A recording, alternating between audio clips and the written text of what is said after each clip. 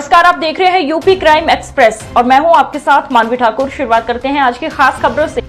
SDM Nizamabad की सख्त कार्रवाई। जगदीशपुर में पोखरा भीटा की अवैध निर्माण ढहा, अफवाह फैलाने वालों पर होगी कार्रवाई। खबर आजमगढ़ से, जहां एसडीएम निजामाबाद की कड़ी निगरानी में प्रशासन ने ग्राम जगदीशपुर की पोखरा व भीटा खातों की भूमि पर किए जा रहे अवैध निर्माण को ध्वस्त कर दिया। यह भूमि सुरक्षित श्रेणी में आती है, जिस पर निजी निर्माण पूरी तरह प्रतिबंधित है। सूत्रों के अनुसार पता चला है कि कुछ लोगों ने बिना अनुमति दीवार मरम्मत और छत ढालने का कार्य शुरू किया था। चेतावनी के बाद भी निर्माण जारी रहने पर प्रशासन ने 29 सितंबर को पुलिस बल की मौजूदगी में कार्रवाई की।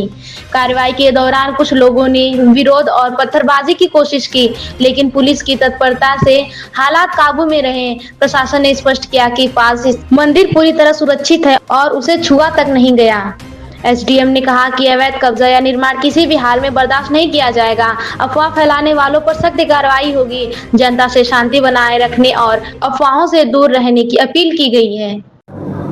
सर, जगदीशपुर में एक मंदिर का मामला है सर, क्या है सर पूरा मामला? ये गांव जगदीशपुर, थाना फूलपुर, तहसील निजामाबाद क्षेत्र में स्थित जो गाटा संख्या 1206 है वो पोखरी का नंबर है, और जो गाटा संख्या 1207 है वो भीटे का नंबर है। उस पर एक पुराना बहुत ही उस पर एक पुराना एक धर्मशाला था जो काफ़ी जर्जर अवस्था में था। इसके अलावा पे सीढ़ियाँ बनी हुई है और उससे कुछ दूर पे मंदिर बना हुआ है। तो जुलाई तक वो ठीक था, लेकिन उसके बाद में कुछ लोग, अज्ञात लोग के द्वारा वहाँ पर उसकी तोड़फोड़ करके मरम्मत का कार्य शुरू करवाया गया। पहले उस पर छत नहीं थी और उसको छत ढालने का काम और उस पर बाकी मरम्मत वगैरह दीवारों को सही करने का काम उन लोगों ने शुरू किया। इसमें गौरतलब यह है कि इसमें एक हाईकोर्ट का मुकदमा चल रहा है जो स्वयं प्रधान के द्वारा डाला गया है। इसके अतिरिक्त इसके आसपास के घाटों के बाबत वहाँ कमिश्नर साहब की अपील चल रही है, जिसमें स्थगन आदेश पारित है। इसके अलावा एक 38 का संशोधन का मुकदमा मेरे न्यायालय में विचाराधीन है। तो ये सारे प्रकरण होने के कारण जैसे मुझे पता लगा कि वहाँ पे कुछ लोग के द्वारा बिना किसी अनुमति के निर्माण कार्य करवाया जा रहा है, तो मैं मौके पर 23 जुलाई 2025 को वहाँ पर पहुँचा और उन लोगों से काम रोकने के लिए बोला गया।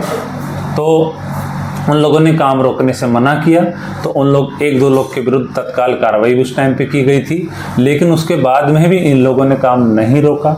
मैंने अनेक बार लेखपाल को भेज के, कानूनगो को भेजकर वहाँ पर काम रुकवाने का प्रयास किया।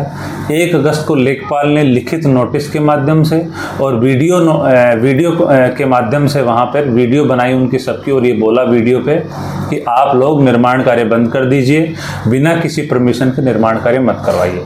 लेकिन इसके बावजूद वहाँ के प्रधान, उनके कुछ लोग, सहयोगी लोग और गांव के कुछ लोग, उन लोगों ने हाईकोर्ट के आदेशों की और अन्य न्यायालय के आदेशों की अवहेलना करते हुए वहाँ पर निर्माण कार्य जारी रखा। उनके पास कोई परमिशन नहीं है निर्माण कार्य करवाने की, क्योंकि सभी को पता है कि जो भीटा होता है वो सुरक्षित श्रेणी की भूमि होती है। उस पर बिना किसी सक्षम प्रक्रिया के, बिना किसी सक्षम अधिकारी के या सक्षम स्तर के आदेश के आप निर्माण कार्य वहाँ पर नहीं करवा सकते। इस सभी का उल्लंघन करते हुए वहाँ के लोगों ने उस धर्मशाले का, वहाँ पर उसको दीवारों को बनवाया गया, प्लास्टर करवाया गया और उसकी छत डाली गई, बिना बार बार चेतावनी देने के बावजूद भी। अभी 27 तारीख को मुझे खबर मिली कि वहाँ पे छत डाल दी गई है, लेकिन व्यस्तता की वजह से मैं वहाँ पे नहीं जा पाया। लेकिन 29 तारीख को सराय में मेरा एक कुर्की के बाबत वहाँ पे जाना हुआ, तो मैंने वहाँ पे निरीक्षण किया जगदीशपुर में भी, और वहाँ पर पाया कि उन लोगों ने वहाँ पे अवैध रूप से छत डाल लिया है धर्मशाले का, और वहाँ पर निर्माण कार्य अभी भी चालू है। मैंने उनको बोला कि भैया आप रोक लीजिए।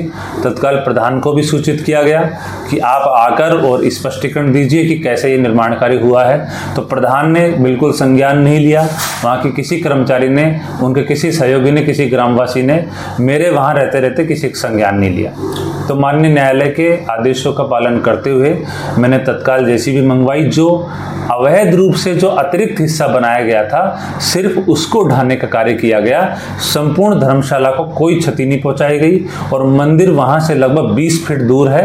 मंदिर अभी सुरक्षित है, मंदिर को खरोंच तक नहीं है। इस बात को वहां पर भौतिक रूप से जाकर कोई भी वेरीफाई कर सकता है। मैं फिर से रिपीट करना चाहता हूं कि जो अवैध हिस्सा था धर्मशाला का, जो न्यायालय के आदेश के उल्लंघन में बनाया गया था, सिर्फ उसी को ढाया गया है। इसके अतिरिक्त वहाँ पर किसी चीज़ को क्षति नहीं पहुँचाई गई। सर आप जुलाई में भी एक बार गए थे और बार बार प्रधान को कहना पड़ा, नोटिस देना पड़ा कि दबंगई टाइप का ये प्रधान जो है, कहने के बावजूद भी सर सुन नहीं रहा, तो इसके खिलाफ आप क्या कार्रवाई करेंगे सर? लेकिन प्रधान के द्वारा गांव का हमेशा से शांति भंग करने का प्रयास किया जाता है, विभिन्न मुकदमेबाजी के माध्यम से, अनेक जगह शिकायत डाल के, लेकिन इनको बार बार तहसील बुलाया जाता है, तहसील नहीं आते, किसी भी शिकायत के लिए साक्ष्य नहीं देते हैं। जब इनसे लेखपाल के माध्यम से, कानून के माध्यम से वार्ता करने का प्रयास किया जाता है तो ये फ़ोन नहीं उठाते हैं और यहाँ पर पूरा माहौल खराब करने का प्रयास करते हैं। और इनको ये पता होना चाहिए कि स्वयं भूमि प्रबंधक समिति के अध्यक्ष हैं, तो इनकी जिम्मेदारी प्राथमिक बनती है कि वहाँ पर जो भी ग्राम समाज की ज़मीन पर यदि कोई अवैध अतिक्रमण होता है या अवैध निर्माण कराया जाता है तो तत्काल रोकें। इन पर कई पूर्व में भी कई बार मुकदमा दर्ज हो चुका है। एक बार जिलाधिकारी महोदय के निर्देश में वहाँ पर इन प्रधान ने किसी व्यक्ति की भूमदरी पर खड़ंजा लगवा दिया था, उसकी वजह से भी इन पे मुकदमा दर्ज हुआ है। इसके अलावा कई कर्मचारियों को धमकाने के चक्कर में और अनेक गंभीर धाराओं में इनके विरुद्ध मुकदमा दर्ज है। इनके विरुद्ध गुंडा की कार्रवाई चल रही है और उसके बावजूद भी ये गांव की पूरी माहौल को खराब करने का प्रयास करते हैं, प्रत्येक अधिकारी को तंग करने का प्रयास करते हैं। और जब अधिकारी उनको बैठा के समझाने का प्रयास किया जाता है, उनके कर्तव्यों से अवगत कराया जाता है, तो ये झूठी शिकायतबाजी और झूठा मुकदमाबाजी करने का प्रयास करते हैं। इस प्रकरण में भी हमने प्रधान से कई बार वार्ता करने का प्रयास किया। मैंने स्वयं के मोबाइल से भी उनको फ़ोन लगाया, लेकिन उनका फ़ोन उठा नहीं। लेखपाल कानूनगो ने कई बार उनको वार्ता किया, उनके बात सुनी नहीं गई। लेकिन जब लास्ट में हमारे पास यही चाह रहा था कि जो अवैध निर्माण हो उसको ध्वस्त करा दिया जाए। सर आप आजमगढ़ सदर तहसील में भी रहे, इस समय निजामाबाद में वर्तमान में आप हैं।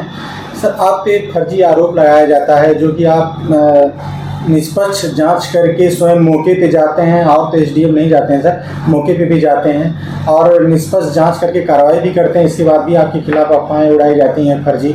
सर इस पर सर क्या कहना चाहते हैं आप? देखिए, इसमें मैं पहले भी स्पष्ट कर चुका हूं कि शासन की और प्रशासन की यही मंशा है कि जन सुनवाई को गुणवत्तापूर्ण सुना जाए, उनका निस्तारण किया जाए।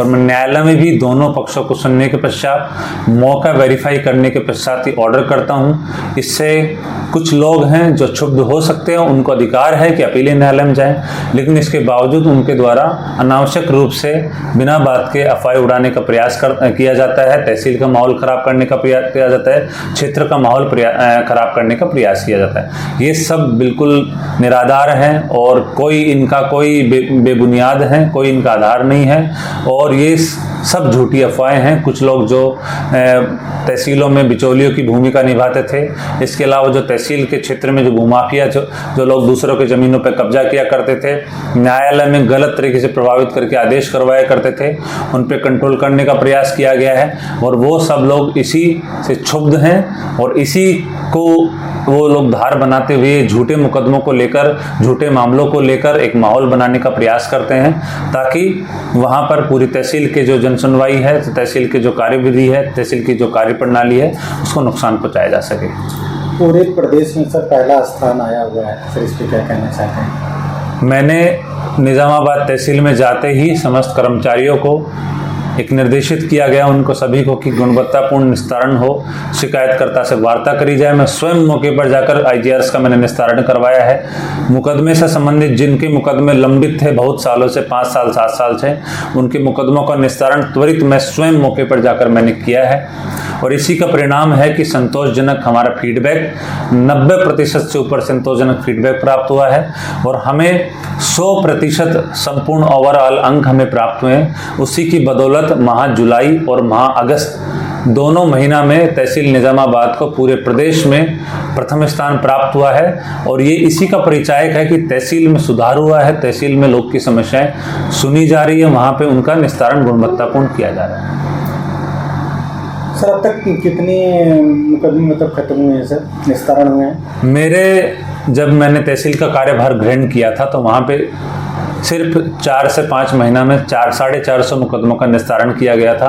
आज वो लगभग 2000 मुकदमों का निस्तारण हो चुका है, अर्थात कुल टोटल लगभग 1500 से अधिक मैंने 4 महीना में मुकदमों का निस्तारण किया है। और सभी पक्षों को सुनते हुए, बार के साथ समन्वय बनाते हुए सभी प्रकरणों का, सभी मुकदमों का बहुत ही शालीनता से, बहुत ही गंभीरता से निस्तारण किया गया।